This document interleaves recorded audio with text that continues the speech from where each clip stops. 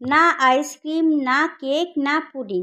ঘরে থাকা 3টি উপকরণেই কিন্তু তোমরা এই মজাদার ডেজার্টটা তৈরি করে নিতে পারবে, যেটা বাড়িতে যখনই বানাবে সত্যি বলছি বানানোর সঙ্গে সঙ্গে শেষ হয়ে যাবে। এই প্রচণ্ড গরমে এরকম ঠান্ডা ঠান্ডা ডেজার্ট খাওয়ার শেষে থাকলে কিন্তু জাস্ট জমে যাবে। আর বিশ্বাস করো, এই ডেজার্টটা বানানো এতটাই সহজ, যখন তোমরা রেসিপিটা দেখবে মনে মনে ভাববে যে এতদিনেও কেন এটা বানাইনি। এতটাই সহজ, আর ঘরে থাকা মাত্র 3টে উপকরণেই কিন্তু তৈরি হয়ে যাবে। একদম মাখনের মতন সফট ক্রিমি এই ডেজার্টটা এতটাই টেস্টি হয় যে মুখে দেওয়ার সাথে সাথেই মিলিয়ে যাবে। ছোট থেকে বড় সবাই কিন্তু পছন্দ করবে। তো হে এভরিওয়ান, কেমন আছো তোমরা সবাই? আশা করি খুব ভালো আছো।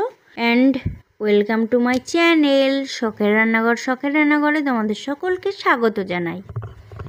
রেসিপিটা যদি তোমাদের ভালো লেগে থাকে তাহলে অবশ্যই লাইক অ্যান্ড শেয়ার করবে। আর আমার চ্যানেলের নতুন বন্ধু হয়ে থাকলে চ্যানেলটিকে সাবস্ক্রাইব করে পাশে থাকা বেল আইকনটিতে ক্লিক করে রাখবে। এতে আমি যখনই কোনো ভিডিও ছাড়বো সবার আগে পৌঁছে যাবে তোমার কাছে। তাহলে ঝটপট রেসিপিটা দেখে নেওয়া যাক। এই রেসিপিটা বানানোর জন্য এখানে আমি 2 কাপ টক দই নিয়ে নিয়েছি। আর অবশ্যই কিন্তু এই টক দইটা জলটা ঝরিয়ে নিতে হবে। সেই জন্য আমি একটা বাটিতে একটা ছাঁকনি নিয়ে নিয়েছি। এবার ওই ছাঁকনির উপরে আমি একটা সুতির কাপড় বিছিয়ে নেব। তারপরে আমি ওই কাপড়ের মধ্যে দিয়ে দেব টক দইটা। আর টক দইটা দিয়ে কিন্তু আমি জলটা ঝরিয়ে নেব। আর জলটা খুব ভালো করে কিন্তু ঝরিয়ে নিতে হবে। এই জলটা ঝরতে কিন্তু মোট আমার আধা ঘন্টার সময় লেগেছে। টক দইয়ের জলটা যাতে খুব ভালো করে ঝরে যায় সেই জন্য আমি একটা ভারী কিছু চাপিয়ে দিয়েছি। আর আমি কিন্তু এখানে নিয়ে নিয়েছি ফলের রাজা আম। এবার এই আমটা থেকে আমি কিন্তু আমের পাল্পটা বার করে নেব। শুধু কিন্তু আমের পাল্পটাই আমাদের বার করে নিতে হবে। আমি কিন্তু এখানে একটা বড় সাইজের আম নিয়ে নিয়েছি। তোমরা যদি ছোট সাইজের আম নিয়ে থাকো তাহলে কিন্তু 2টো আম নিয়ে নিতে হবে। এবার একটা মিক্সির বাটি নিয়ে নিয়েছি। এবার ওই মিক্সির বাটিতে আম থেকে আমের পাল্পটা বার করে দিয়ে দেব। আর এখানে কিন্তু কোনো রকম জল ব্যবহার করা যাবে না, এই ব্যাপারটা কিন্তু একটু মাথায় রাখতে হবে। আর জল ব্যবহার করলে কিন্তু ডেজার্টটা খেতে ভালো লাগবে না। তোমরা দেখতেই পাচ্ছ আমটা কিন্তু আমার ব্লেন্ড করে নেওয়া হয়ে গেছে। আর এটা অবশ্যই খেয়াল রাখতে হবে আমের মধ্যে যেন কোনো রকম আমের দানা ভাব না থাকে, এই ব্যাপারটা একটু খেয়াল রাখতে হবে। আর যদিও বা দানা ভাব থেকে থাকে তাহলে কিন্তু আর একবার পেস্ট করে নেবে। এবার একটা বড় বাটি নিয়ে নিয়েছি। আর বাটির মধ্যে আমার ঝরিয়ে রাখা টক দইটা নিয়ে নেব। তোমরা দেখে বুঝতেই পারছো টক দইয়ের মধ্যে কিন্তু কোনো রকম জল নেই, দেখে নিশ্চয়ই বুঝতে পারছো তোমরা। এই রকম কিন্তু পুরো জলটাই ঝরিয়ে নিতে হবে। আর যদি তোমাদের মনে হয় যে জলটা ঝরিয়ে নিতে অনেকটা সময় সাপেক্ষ তাহলে কিন্তু তোমরা মিষ্টির দোকান থেকে হাঙ্কারটা কিনে নিতে পারো, যেটা জল ঝরানো টক দই। এবার ওই টক দইয়ের মধ্যে আমি আমের পাল্পটা নিয়ে নেব। আর টক দই আর আমটা আমি খুব ভালো করে মিক্সড করে নেব।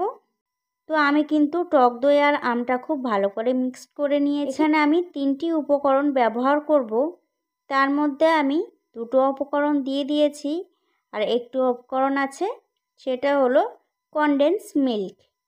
আর এই কনডেন্স মিল্কটা এখানে আমি 1/2 কাপ দিয়ে দিচ্ছি। যেহেতু আমার আমটা প্রচণ্ড মিষ্টি, তোমরা কিন্তু কনডেন্স মিল্কটা তোমাদের আমের মিষ্টি অনুযায়ী ব্যবহার করবে।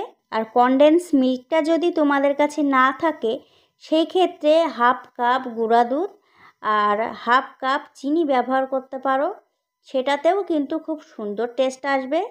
আর কনডেন্স মিল্কটা যদি তোমাদের কাছে না থাকে সেক্ষেত্রে কিন্তু তোমরা 1/2 কাপ গুঁড়া দুধ আর 1/2 কাপ গুঁড়ো চিনি ব্যবহার করতে পারো, সেক্ষেত্রে কিন্তু খুব ভালো টেস্ট আসবে। তো আমার 3টে উপকরণ খুব ভালো করে মেশানো হয়ে গেছে। আর এরকম একটা থকথকে ব্যাটার আমি তৈরি করে নেব। এবার আমি এই উপকরণগুলো ভাপিয়ে নেব। তার জন্য আমি একটা কেক টিন নিয়ে নিয়েছি। তোমরা চাইলে কিন্তু স্টিলের বাটিও ব্যবহার করতে পারো। তো আমি এখানে একটা কেক মোল্ড নিয়ে নিয়েছি। এবার ওই কেক মোল্ড গায়ে একটু তেল ব্রাশ করে নেব। ভালো করে তেল ব্রাশ করা হয়ে গেলে আমি একটা বাটার পেপার দিয়ে দেব। তোমরা চাইলে এখানে বাটার পেপার বা সাদা কাগজও দিতে পারো। বাটার পেপারটা দেওয়ার পরে কিন্তু আমি আবারও একটু তেল ব্রাশ করে নেব। মানে ব্রাশের গায়ে যেইটুকু তেল লেগে থাকবে সেটাই আমি একটু ব্রাশ করে নেব। তারপরে ওই কেক মোল্ডের মধ্যে আমি মিশ্রণটা ঢেলে নেব। এবার ওই মিশ্রণটা একটু ট্যাপ করে নিতে হবে, যাতে ভিতরে কোনো রকম কোনো হাওয়া বা বাতাস না থাকে। সেই জন্য মিশ্রণটাকে একটু ট্যাপ করে নেব। আমি ট্যাপ করে নেওয়ার পর একটা ফয়েল পেপার দিয়ে মুখটা আমি খুব ভালো করে আটকে দেব। আমি কিন্তু আগে থেকেই 1 গ্লাস জল বসিয়ে রেখেছিলাম, আর ওই জলটা কিন্তু ফুটে গেছে। এবার ওই কড়াইতে একটা স্ট্যান্ড দিয়ে কেক মোল্ডটা আমি বসিয়ে দেব। তারপরে আমি 25 মিনিট ভাপিয়ে নেব।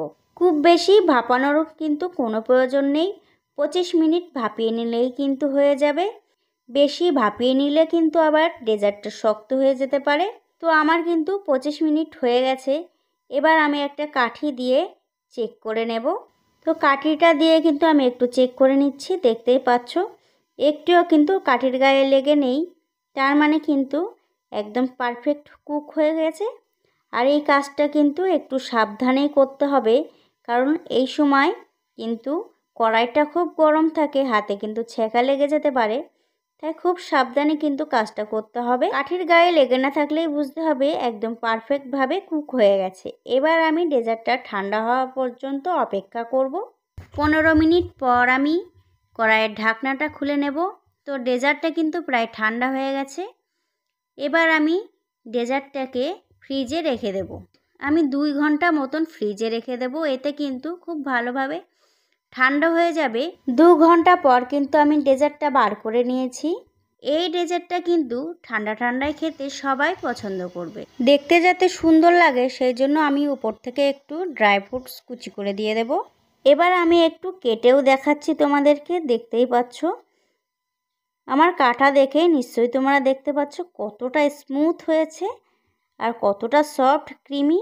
এই যে দেখতেই পাচ্ছ কতটা সুন্দর লাগছে দেখতে, খেতেও কিন্তু অতটাই সুন্দর হয়েছিল। দুপুরে খাওয়ার পর এরকম ঠান্ডা ঠান্ডা ডেজার্ট পেলে কিন্তু আর কোনো কথাই হবে না। তাহলে আজকের মতন এই পর্যন্ত। দেখা হচ্ছে অন্য কোনো রেসিপি নিয়ে। সবাই ভালো থাকবে, সুস্থ থাকবে। নমস্কার।